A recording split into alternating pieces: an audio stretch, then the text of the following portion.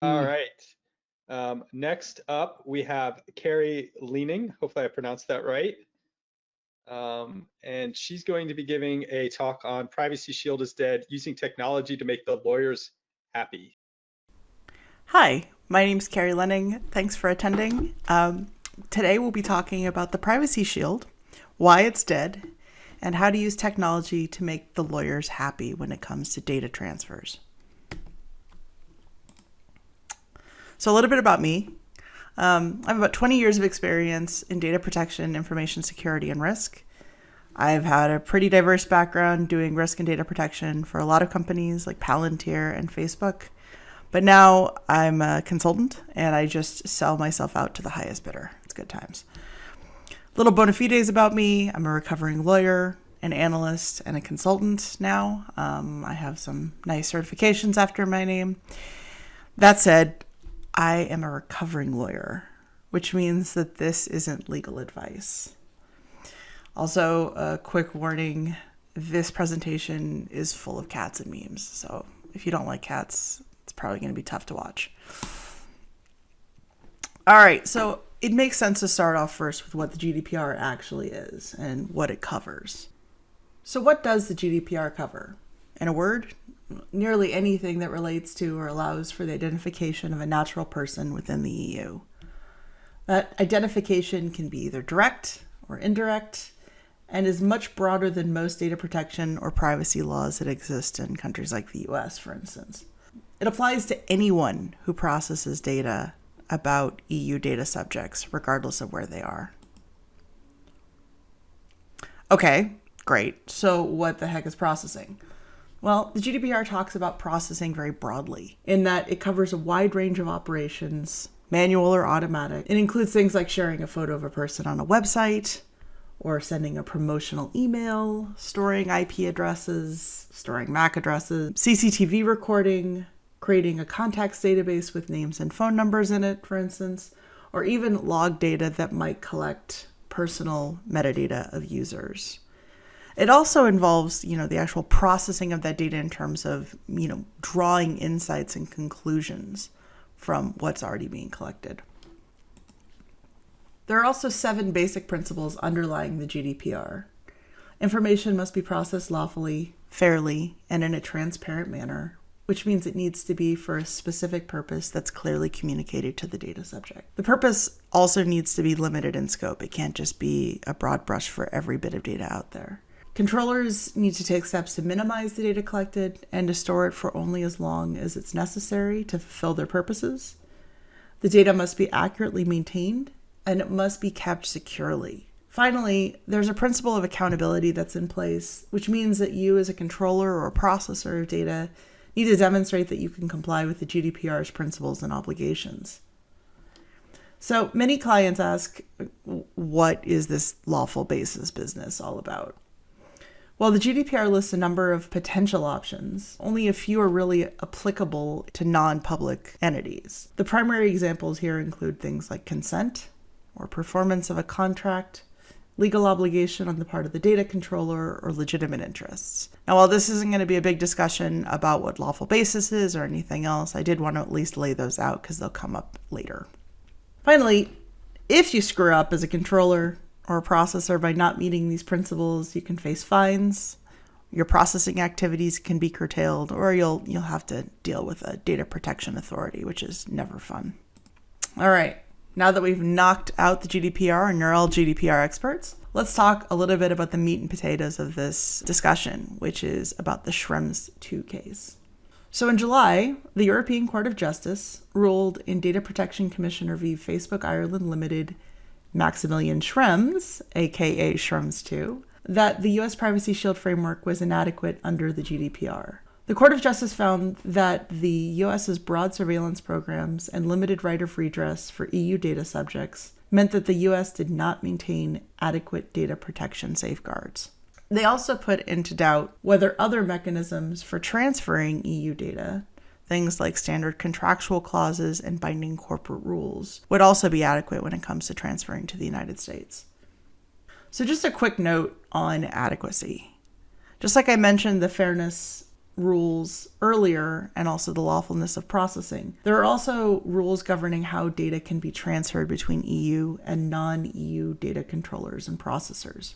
One key concept here is that countries that receive the data from the EU have adequate legal safeguards that are in place to protect data subject rights and enforce obligations on the controllers and processors of the data. And roughly, that means they need to be equivalent to the GDPR.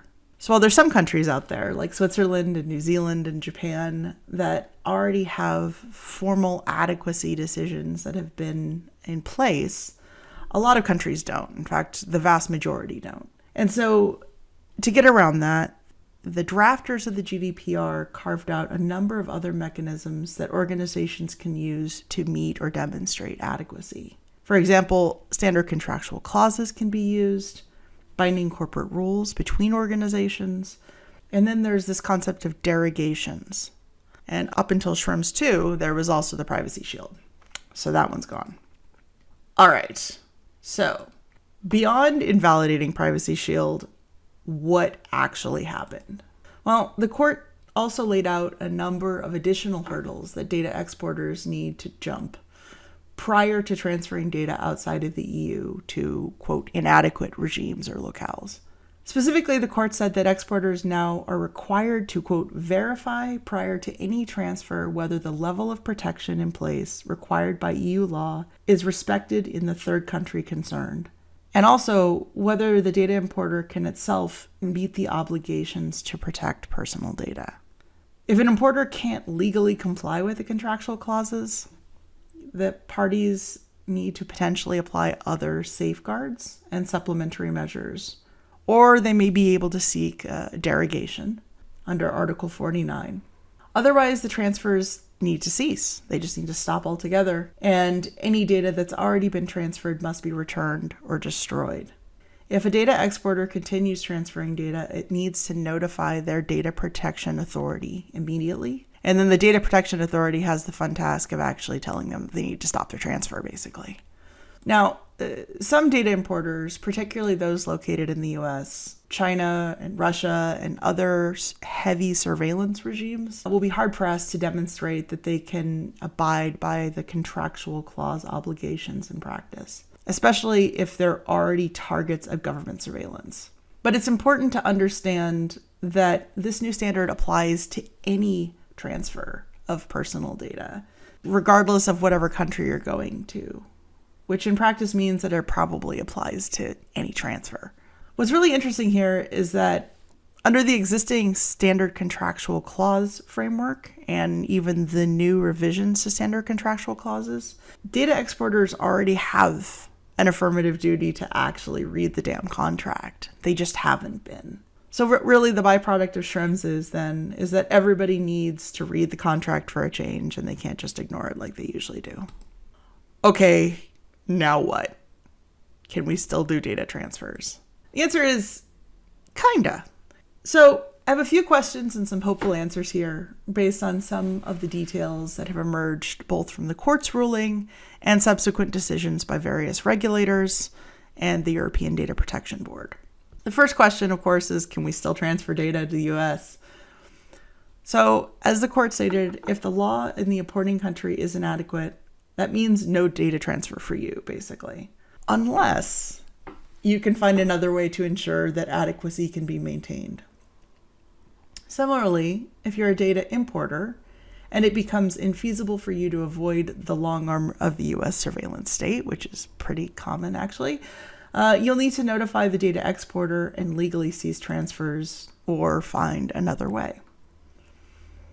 Now, there's been some positive developments in this area, notably the draft updates to standard contractual clauses that I mentioned earlier, as well as some guidance from the European Data Protection Board on both the contractual and technical controls and supplementary measures that can be adopted. We'll talk a little bit about those contractual and technical controls in a minute. Beyond those, there are a few other mechanisms that might exist, and these are known as derogations under Article 49. They're designed to be ad hoc and really meant to apply to a limited set of data transfers, not really large-scale activities. So your Facebooks and your Googles, they're going to have a time and probably not be able to use most of these derogations. Obtaining a data subject's specific, informed, and unambiguous consent is probably the most popular and common one. But companies can also transfer data to inadequate locales in certain situations if they're trying to perform, say, a contract between themselves and the data subject. If they're trying to protect the vital interests of the data subject, like if they're a healthcare provider. If they're trying to defend against EU legal claims, or for other compelling legitimate interests. Now, these legitimate interest derogations are really, really narrow in scope, and most of the time companies have been playing very fast and loose when they're using this derogation. So I suspect that there's going to be a lot of interesting litigation coming up on those interpretations. They also need to be thoroughly assessed for applicability, which means that you'll probably be spending a decent amount of time if you're a company talking to your data protection officer or members of your privacy team. Other options here including limiting or reducing the quantity and duration of data that leaves the EU, especially if it's likely to have a high impact on data subjects, or considering going to other more adequate locales when you're transferring data. So we should also talk a little bit about the data exporter guidance on how to transfer data by applying additional safeguards and supplementary measures. Now, the new standard contractual clause language that's out there actually do offer some guidance, things around data importers providing notice to exporters and where applicable to affected data subjects, requirements around aggregate information sharing. So these are the transparency reports that Google and Facebook and the like tend to share. Or also the idea of using and ensuring that the importer will challenge governmental requests when they can. One important thing that the EU data exporters really should consider is whether the data importers themselves are actually able to or likely to comply with standard contractual clause terms at all. This means reassessing and actually reading all those data protection addenda clauses in your contracts, as well as any standard contractual clauses that might be in place. Now, if there's a history of noncompliance with the data protection principles generally, or if the data importer is a frequent target, say, of national security letters and other government data requests, it's worth evaluating whether it makes any business sense to continue in the relationship at all, at least if SECs are involved. All right, this is where the fun is, and I think why most of us are here attending. Let's talk about the technical supplementary measures. On the technical end of things, there are a few exciting developments out there. Generally, this class of technology is known as privacy enhancing technologies, or PETs. Most of these are still in development. They aren't quite ready for prime time. They take a lot of resources, a lot of time commitments, and don't always scale to all practical business purposes. But what's really exciting about the follow-on of the SRMS decision and our general interest in privacy is that these tools are really in active development and a lot of really big heavy hitters are working on them. I think the first most prominent privacy enhancing technology is one we're all pretty familiar with, and that's encryption. Now, encryption obviously isn't new, but what we're really talking about here is fully end-to-end encryption over secure channels, especially when the keys are not made available to the data importer. Essentially, the data importer is blind to what the data is, and so the data itself ceases to be personal. The importer also has no way to provide that information to, say, a US or other governmental entity who comes a calling. Now, the downside here is pretty obvious. It's that while it's great if you're just storing personal data and not doing anything with it, there's nothing that can really be done to the data. There's no processing that can really occur. So it's not really a realistic option for the vast majority of use cases. If you're a big company and you need to access your HR records, a fully end-to-end solution where you don't have the decryption key on the import side means that you can't do anything with it. So There is an alternative here. It's a far more technically complex approach, of course, but it's something called homomorphic encryption, which allows arbitrary computation and analysis of encrypted data without decrypting it first. All right, so how does this work? Homomorphic encryption, specifically something called fully homomorphic encryption, allows for actual processing of data to occur to the underlying information contained in the encryption form without exposing all those private bits. A really good example is to use the canonical case of Alice and Bob. So let's say Alice is very interested in finding out if she has any genetic markers for diseases like Alzheimer's or autoimmune disorders or certain kinds of cancer. She doesn't know how to do it, but she knows that Bob and Bob's company can perform certain tests and look for genetic markers. So she sends an encrypted copy of her genomic data to Bob using a public-private key pair. Bob gets the public key, of course, but Alice keeps the private key to herself. Bob then goes ahead and performs processing on Alice's encrypted genomic data to look for any sets of markers that she might be interested in. After he's done, Bob can then pass the results of his findings back to Alice, fully encrypted. At no point does Bob ever gain any access or knowledge to Alice's genome or the findings. It's all completely secured and encrypted. Alice then uses her private key to decrypt the data and to obtain the computed results that Bob has found. Voila!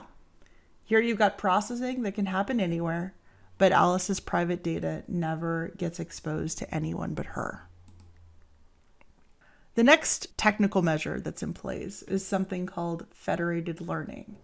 And of the three that I'm going to talk about here, federated learning is actually already well in use. In fact, if you've got an Android device, you've likely been a party to federated learning and may not have even known. With federated learning, sometimes what's known as collaborative machine learning, local machines like your phone or your personal computer train a shared prediction model with their local data on the device. The data itself is never shared, but instead a summary of the learnings are.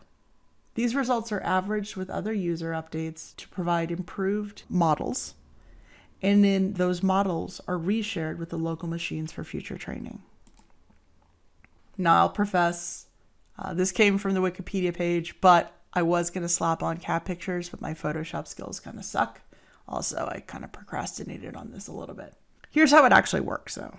Step one is where a central server decides to generate an initial model, let's say, of what a cat looks like. In step two, that central server transmits the initial model to various local machines, like your cell phones. Step three, the local machines are training their models by using different cats or pictures of cats, kittens, big floofs, hairless cats, adorable cats, whatever.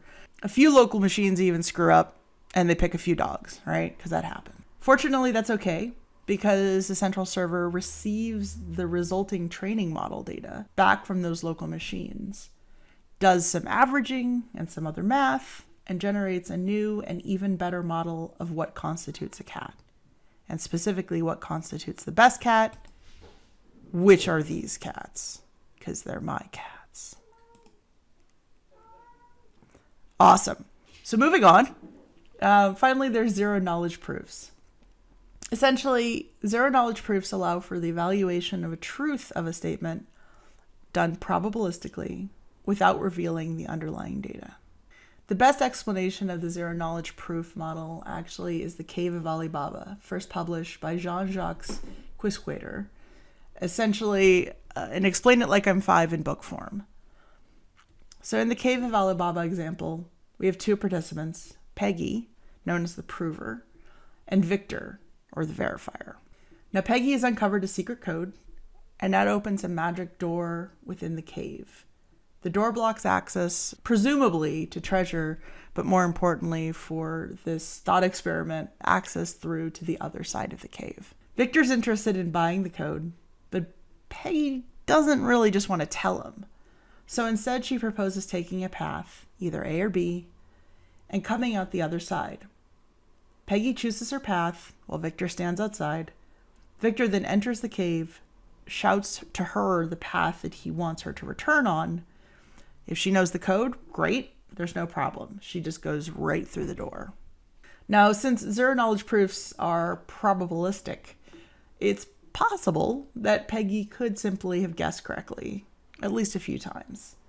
And she could always come back along Victor's desired route by just picking the route correctly the first time. But if you do this many times in a row, her chance of successfully anticipating Victor's requests become vanishingly small.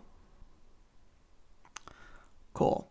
So obviously there's a lot here and there's a lot of really exciting opportunities, but I would be kind of a jerk if I didn't discuss a little bit about why they're still in the developing stages and why everybody isn't using them all at once.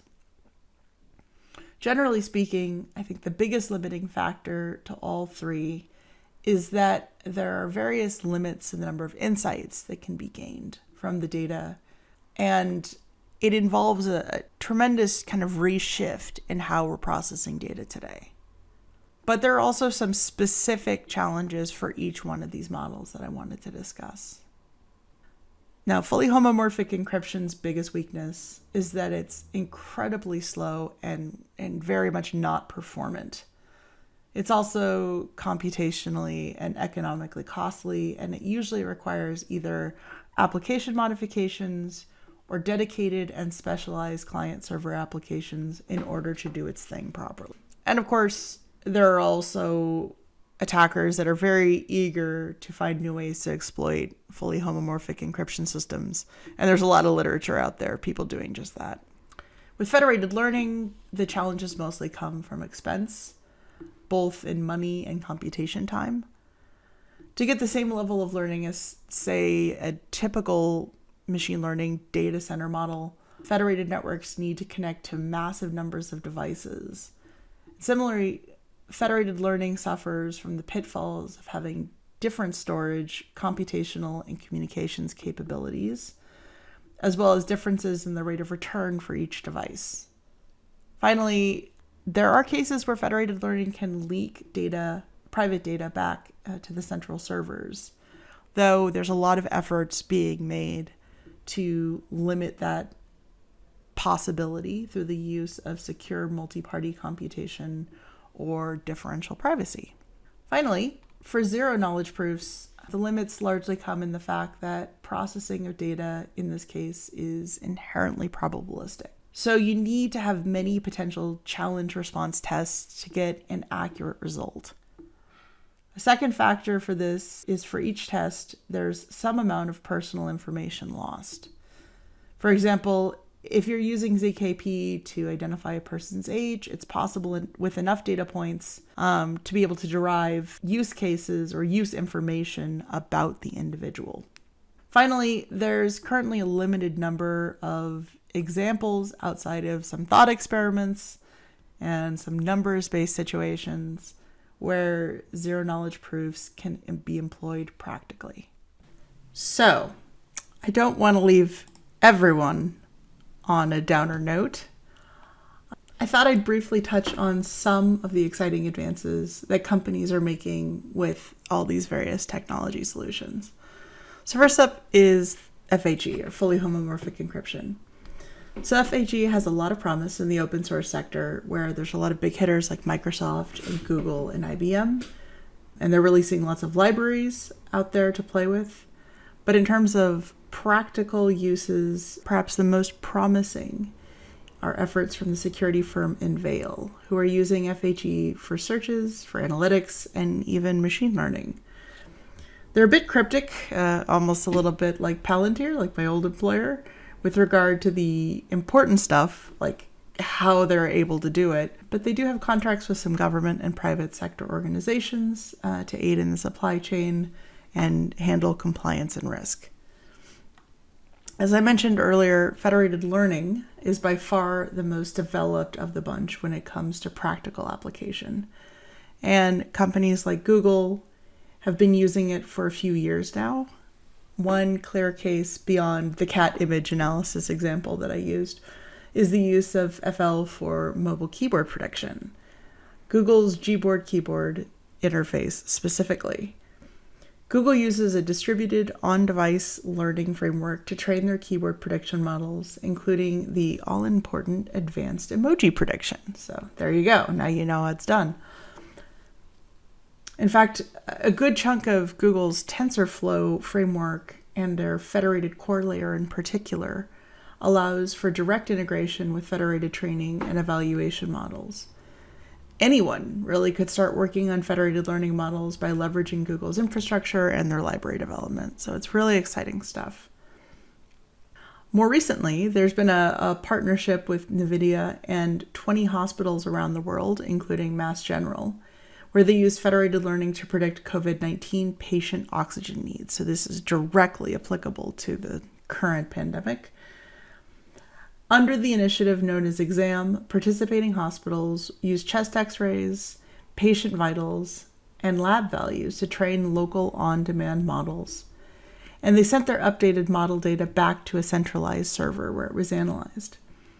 It apparently achieved a remarkably high accuracy model that could be used to predict oxygen level intakes for incoming patients. Finally, cannot have a tech talk without at least one mention of digital currency. Am I right? In this case, Zcash actually already has zero knowledge proofs in the name. It provides users with a private Z address that shield transaction data on the blockchain and yet still allow for complete verification. The Zcash model uses something called ZK snark, which stands for Zero Knowledge Succinct Non-Interactive Argument of Knowledge. And they purportedly allow users to verify within a few milliseconds using a single message sent from the prover to the verifier, and apparently some pretty interesting math. All right. So that's it, and this is me. You can reach me at my website and email. I'm at knowledgeance.info. I'm on Twitter as Private Cat, and I'm also on LinkedIn as Private Cat. So yeah, keep the cat things consistent. Thanks for attending, and I'm happy to answer any questions that you might have.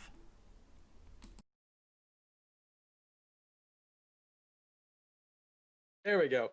All right. Nope, I stopped it prematurely. She asked me to, oh, there we go. Carey is joining us. You're on mute.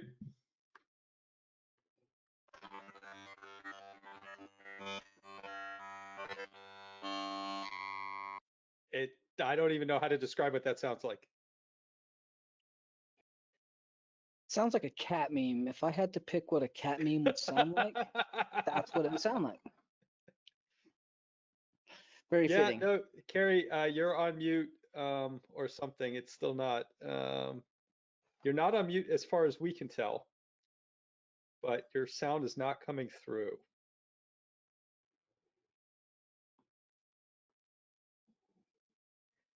With that, that was definitely a great presentation. You know, minus any hiccups. That was super intuitive from things I actually didn't know. Does this sound better? There we go. That sounds perfect. We love it. Bitchin'. All right. Yeah. So that was fun. Sorry about that. I actually did do a whole bunch of editing, and then of course, you know, but I do have my cat thing on, so you know. Look at that. Wait, where's the cat thing? I missed it. Oh, I have cat ears, and it also says. Can we get a picture with the cat ears? Yes. Let me see if I I mean, can put it. You're talking to the guy who has unicorn ears. Yes. Well, that's why I put this on. Actually, Awesome. I put this on entirely because I saw your unicorn thing, and I'm like, here you go. I gotta be responsive, you know. I love it. And also, That's awesome. It couldn't go any more wronger than whatever that was. So sorry about that. Anyway, so I thank you guys for having me present. I did enjoy doing the talk. I don't know if anyone has any questions, or if you want to rapid fire some of the really awesome questions you guys were asking to other panelists. Tyler, can you take point? I'm still posting her cat pictures. No problem, no problem. I mean, one of the questions that we have been posing to most of the speakers is kind of a general prediction of what 2021 might bring. And so your perspective on kind of what that might play out with, from any point of view, you're welcome to kind of take that however you see fit, but I'll be curious to see what your 2021 predictions are. Yeah, so from a security standpoint, actually, this is interesting that it came up. I did a recent podcast that wasn't a cosmic failure, I promise. And we were talking with another colleague about how, you know, library vulnerabilities, like open source and even, you know, existing code-based library vulnerabilities are going to be even more present, you know, partly through these various supply chain attacks, because those are going to definitely increase. I mean, I think SolarWinds is a precursor of what we're going to see a lot more of. And the fact that there's all these just open, you know, libraries that haven't been updated in years, you know, maybe libraries that were on Python 2.7 and now we're on 3, so you get some interesting, you know, edge cases and behavioral changes in terms of what's going on. I think those are going to be heavily exploited. From a data protection standpoint, some folks wisely thought, wait a second, what about Brexit? So that's going to be a huge mess, to be politically correct about it, because even though there has been a deal that's been agreed to, that deal is very limited, and more importantly, it has a lot of like 6-month windows. So there's a 6-month exception for the UK, because the UK was part of the EU and they were declared adequate. But the EU or the UK has the same kind of similar problems that the US does in terms of the surveillance state aspects, law enforcement access to personal data, and how companies are processing personal data. So all of those considerations still exist, and so that is going to create a lot of challenges, you know, come June or July, when you know this Brexit, you know, half-assed Brexit that they've got going on over there, actually has to, you know, they need to come up with something new, basically. So I got a question. Sure. One of the things about GDPR is we had a couple of years of hand wringing and concern, because I mean it was supposed to be this very onerous, scary regulatory framework that was coming down on data privacy and management. And one of the things that I've been reading about lately is actually how toothless it has been on the enforcement side.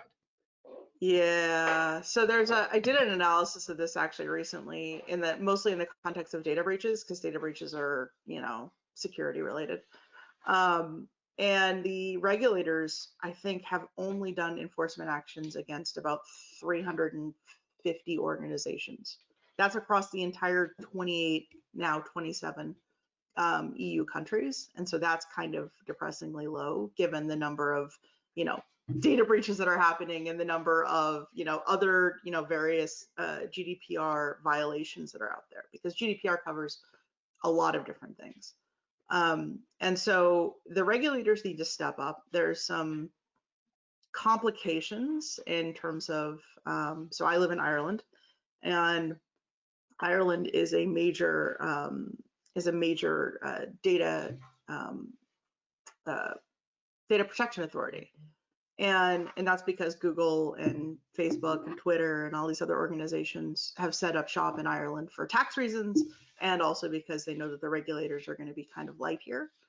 And so they haven't really pursued a lot of actions. Now, the SRMS case is the notable exception, and they're still dragging their heels 7.5 years later on dealing with SRMS properly. But I think that if regulators don't step up, you're right, Bryson, it's just going to be kind of toothless. But if they do start to step up, and I think there's some indicators that that's actually going to happen, at least in certain countries, Germany and Belgium being primary examples. You know, they just, and France for that matter. So CNIL, the French Data Protection Authority, just issued a huge set of fines against Google and Amazon. And Belgium's issued fines against Google. Sorry? Do you see most of these fines coming towards the big companies that have the money to deal with this and are just going to take that fine and it costs them less to deal with the fine than it does to actually deal with the data and provide real protection. Do you see that as an issue? Yeah, I mean, I think it's kind of interesting. The majority of the cases, actually, the majority of the enforcement actions have been largely against small firms or against repeat offenders. Vodafone, España, for instance, gets tagged like every week because they're just jerks, and they do data, they do lots of direct marketing violations, and they do weird things where they're sending like people's content and personal information over SMS chat messages and crap. Lots of hinky stuff that they should really know better not to do. But I think that regulators, if they decide to start taking more notice, or they move away from what has insulated companies so far, which is the idea of a single data protection authority being the regulator of record, then I think it's going to be a bit more interesting. And I think where that is likely to come up is through adequacy. I think the CNIL and I think Belgium and Germany are going to take a very hardline approach about interpreting this decision.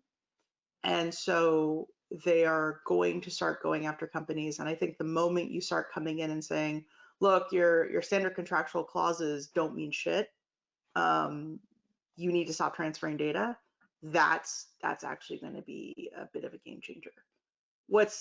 Do you see retroactive things happening for data breaches that have been previous, that are inside of the GDPR range, and then going retroactively back once data is leaked or there's a breach or things are brought to light? Do you see that happening at all? Well, there's retroactive isn't quite right. It's more like these breaches have already been reported. The ICO is notorious for this. So there was two big breaches. There was the Marriott, and then there was British Airways, and those were reported like very, very shortly after they occurred. It just took the ICO 2 years to get their act together to actually do anything, and then they issued a statement saying, oh, we're going to fine them crazy amounts of money, and then they backtracked. So it's really just a process of the regulator acting on it relatively expediently, and that's I don't think is going to change. But they have been, once they hear about a breach, they tend to start an action, they start an investigation. I just don't know if they're going to go any faster about it. Do you think this is a framework worth following from other countries' standpoints, such as the US? Oh God, yes. Oh yeah. GDPR is great because the one thing that it does is provides a level of consistency. The old data protection directive was a bit mushy because different EU countries could kind of carve out specific rules and provisions that were different, right? So organizations had a hard time following it. And of course, it had no teeth. That didn't help. There was less of an incentive to follow it. The GDPR kind of standardizes a lot of these things. So countries have certain wiggle room, but not nearly as much as they used to. And certainly a lot less than what the US has, which is this 50 state plus DC and Puerto Rico plus whatever federal nonsense they've got going on, in certain carve out areas. A lot of countries are actually moving into GDPR model. Mauritius is one. And then of course, Japan has lots of things in this direction. Singapore is passing, or is moving in that direction. And a lot of countries are going in that because they realize there's a level of uniformity, and the practices are generally sound. This is based on human rights and general fundamental principles of fairness and transparency. And most people can intuitively understand that. It gets dodgy when it comes to some technical enforcement aspects, and that part of the GDPR needs some good technologists to sit down with them and actually explain what these different, technological solutions might be. Because right now, literally, the GDPR only talks about pseudonymization, anonymization, and encryption. So not so much. So you have access right now to about 700 technologists and potentially more who are going to watch all of this stuff afterward. Cool. How do they get involved to help those folks? Right. Oh, that's a good question. So there are a lot of various working groups out there on the EU side. The European Data Protection Board and the European Data Protection Working Group, I think, is the other one. Forgive me, I can send you the links to all the different things. But the UN, there's also the UN data digital rights groups and things like that. And you can kind of get involved in that direction. If you're in Europe, you can, start to actually submit complaints to your various regulators. We try that in Ireland a lot, and sometimes it works, and a lot of times it doesn't. But other than that, I think the bigger solution, and what I would love to see more people doing, is a lot of these things like federated learning and homomorphic encryption. This is open source. Like, guys, you could be developing on this stuff. How cool would it be if we actually start getting a bunch of really smart people to get around and get in a room together and start going, all right, let's fix this shit. Like, it's been in existence, some of these things, for like 20 years. It's just, it hasn't had as much love as it really should have. And now I think, with SRMS and with some of these later developments, and of course the supply chain attacks and all these other factors, I think it's going to maybe encourage more technologists to try to find technical solutions that will actually work, because they realize that the lawyers don't really have great answers. Yeah. So do you think that's even possible with the monetization of that data? That data is really used from a monetary standpoint for the benefits of the companies that ingest or utilize that data. So if they're not able to then monetize or value that data, is there really an incentive for them to do that? Well, so I think I think federated learning is a really good case where the big technology companies have actually made efforts and are generating money. I think Google makes money off of a lot of the stuff that our phones are doing and a lot of the learnings that are occurring, even if they don't necessarily know that this particular learning about this particular cat is coming from me. They understand that the model is getting improved, right? And that's money making. You don't need my personal data for that shit. You just need to have the learning model improve so that it can do these detections. And I think that's one area where you can actually marry those two, what seem like conflicting interests, together in a way that companies can get behind. And I think fully homomorphic encryption in particular can be another pathway. The Bob and Alice example is one where you can use you can generate results, you can generate findings without necessarily compromising the integrity and the confidentiality of the underlying data. And so it's just going to be there are some creative, and there is a later slide in my properly edited version where it talked about some of the use cases and actual proper examples here.